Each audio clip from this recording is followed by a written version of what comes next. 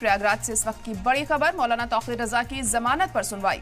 Allahabad high court में होगी सुनवाई। बरेली बवाल के मुल्जिम है मौलाना तौकीर रजा, कई एफआईआर है नामजद तौकीर रजा पर। और इस वक्त की बड़ी और अहम खबर आपको बता रहे हैं कि आज अहम सुनवाई होनी है इस मामले में। मौलाना तौकीर रजा की जमानत पर यह सुनवाई होगी। इलाहाबाद हाई कोर्ट में आज सुनवाई होनी है। अब देखना होगा कि आज राहत मिलती है तौकीर रजा को या उनकी दिक्कतें लगातार बढ़ती हैं।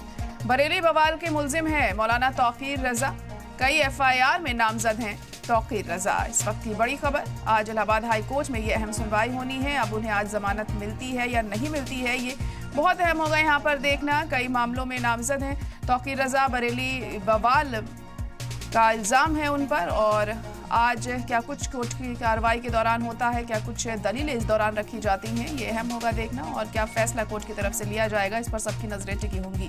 तो इलाहाबाद हाई कोर्ट में होगी ये अहम सुनवाई बरेली बवाल के मुल्जिम मौलाना तौकीर रजा पर।